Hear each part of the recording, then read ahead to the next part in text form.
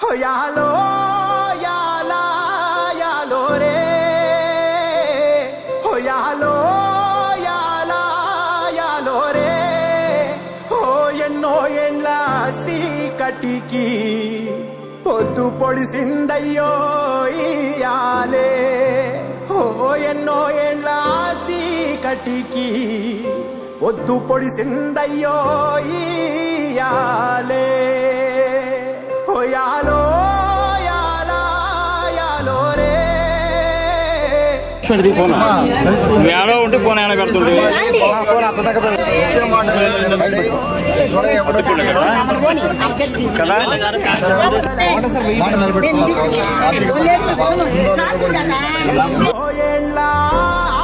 కలికి ఆట మొదలైందయ్యో ఇయాలే మనం తెలుగుదేశం పార్టీ అధికారంలోకి వచ్చాక మన అధినేత చంద్రబాబు నాయుడు గారు అలాగే మన deputy chief minister Pavan Kalyan garu Janasena నుంచి అలాగే బీజేపీ నాయకత్వం అందరూ కలిసి ఏ రోజు ఏదైతే మేనిఫెస్టోలో పెట్టడం జరిగిందో ఆ రోజున ఆ మేనిఫెస్టో ప్రకారం ఇచ్చిన మాట నిలబెట్టుకుంటూ జూలై 1వ తేదీన పెన్షన్ డిస్ట్రిబ్యూషన్ కార్యక్రమం చేయడం జరుగుతూ ఉంది. ఈ రోజున ఉదయం తెల్లవారుజాము నుంచి మనం తిరుగుతూ ఉన్నాము.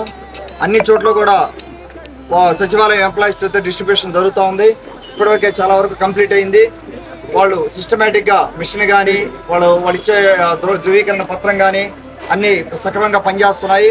అలాగే వింజమూరు మండలంలో ఒక్కసారిగా మనం చూస్తే పెన్షన్లకి వింజమూరు మండలం వరకే 3,84,20,500 రూపాయలు ఈ రోజున జూలై 1వ తేదీన ఇస్తా ఉన్నాం. ఇదే పోయిన నెలగా చూసుకుంటే మనం ఎంత పెన్షన్ ఇచ్చామనేది మన గవర్నమెంట్ రాకముందు 1,72,82,000 రూపాయలు. అంటే దాదాపుగా డబుల్ పైన 50%, 100% పెరిగి డబుల్ పైన మనకు భారం పడతా ఉంది. అయినా కూడా మన ఆర్థిక పరిస్థితి గురించి పూర్తిగా అవగాహన తెలియకపోయినా కూడా బాబు గారు మనం ఇచ్చిన మాట ప్రకారం ఈ రోజున జూలై 1వ తేదీన పెన్షన్ డిస్ట్రిబ్యూషన్ కార్యక్రమం చేయడం జరుగుతూ ఉంది. ఆ 3,000 నుంచి 4,000 చేయడం కానీ, వికలాంగులకి 3,000 నుంచి 6,000 చేయడం కానీ, ఇవన్నీ కూడా గత 3 నెలలుగా కలిపి మొత్తం కలిపి 7,000 రూపాయలు ఈ రోజున డిస్ట్రిబ్యూట్ చేయడం జరుగుతూ ఉంది అందరికీ కూడా, వృద్ధాప్య పెన్షన్లన్నీ కూడా. అలాగే తెలుగుదేశం పార్టీ అధికారంలోకి రాగానే చంద్రబాబు గారు ఐదు ఫైల్స్ మీద సంతకం పెట్టడం జరిగింది. ఒకటి 16,347 పోస్టుల భర్తీకి మెగా డిఎస్సి ఫైల్పై తొలి సంతకం చేశారు. 16,347 పోస్టులు అంటే గత 5 సంవత్సరాల్లో ఏమీ జరగలేదు ఇటువంటిది. ఒక్కసారిగా 16,347 పోస్టుల భర్తీకి ఆయన సంతకం చేయడం జరిగింది. అలాగే ఒక పనికిమాలిన యాక్ట్ ఒకటి మొన్న గవర్నమెంట్ ఎలక్షన్ ముందు ఒకటి తీసుకురావడం జరిగింది. వాళ్ళు ల్యాండ్ టైటిలింగ్ యాక్ట్ అని చెప్పి అందరి భూముల్ని గందరగోళం చేయడానికి యాక్ట్ ఒకటి తీసుకొచ్చారు. దాన్ని రద్దు చేస్తా 2వ సంతకం పెట్టారు. అలాగే పెన్షన్ల మీద 3,000 నుంచి 4,000 చేయడం కానీ ఆ పెన్షన్ల కార్యక్రమం మీద సంతకం పెట్టడం జరిగింది.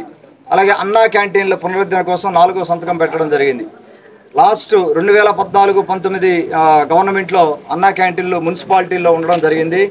రూరల్లో లేవది. ఉదయగిరి మండలం మనం కంప్లీట్గా 8 మండలం రూరల్ అయినందువల్ల నారాయణ గారిని రిక్వెస్ట్ చేయడం జరిగింది. అన్న గారిని నేను కానీ వాళ్ళని అడుగుతా ఉన్నాము.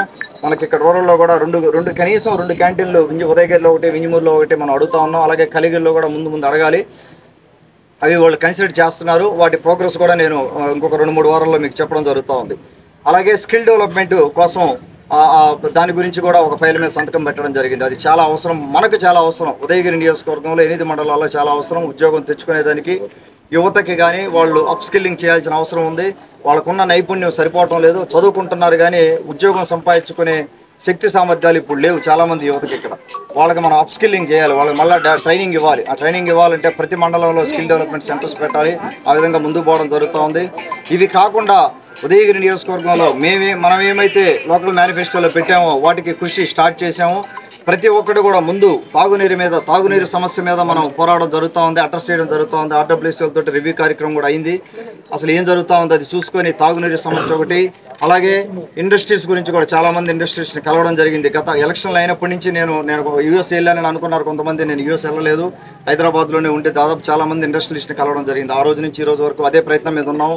వీలైనంత తొందరగా ఇండస్ట్రీస్ ఏదో ఒక పరిశ్రమలు తీసుకొచ్చి కొన్ని ఉద్యోగాలు క్రియేట్ చేయాలని, అలాగే టూరిజం కానీ ప్రతి ఒక్క దానికి మీద మనం ఏదైతే పెట్టున్నామో మినీ మేనిఫెస్టోలో, మన గవర్నమెంట్ వచ్చి 25 రోజులు అయినా కూడా ప్రతి ఒక్క దాని మీద దృష్టి పెట్టున్నాము. దాదాపు అన్ని డిపార్ట్మెంట్స్ తోటి మనం రివ్యూ కంప్లీట్ చేయడం జరిగింది. ముఖ్యంగా ఒకటి గమనించాలి, ఇక్కడ ఇరిగేషన్ డిపార్ట్మెంట్తో రివ్యూ అయినప్పుడు వాళ్ళు జీరో స్పెండ్, అంటే ఒక్క రూపాయి కూడా ఖర్చు పెట్టలేదు. ఏదైతే మనకు వెలుగొండ ప్రాజెక్ట్ అవ్వచ్చు, సోమశిల హైకెనాల్ అవ్వచ్చు, అన్నకి చాలా అవగాహన ఉంది ఇరిగేషన్ వాటి మీద. అన్నతోటి మేమిద్దరం కలిసి ముందు చాలా కార్యక్రమాలు చేయబోతాను ఇరిగేషన్ గురించి. వాటికి ఒక్క రూపాయి కూడా ఖర్చు పెట్టిన పాపన పోలేదు. అలాగే కావలి కాలువ మెయింటెనెన్స్ చేయలేదు. కావలి కాలువ మెయింటెనెన్స్ చేయనందువల్ల సగం ఆ నీరు ఆగిపోయే పరిస్థితి. 1000 క్యూసెక్లు అనుకుంటున్నా, 1000 క్యూసెక్లు రావాల్సింది మనకు 500 క్యూసెక్లు కూడా మనకు సరిగ్గా ట్రాన్స్ఫర్ అయ్యే పరిస్థితి లేదు, కేవలం మెయింటెనెన్స్ చేయనందువల్ల.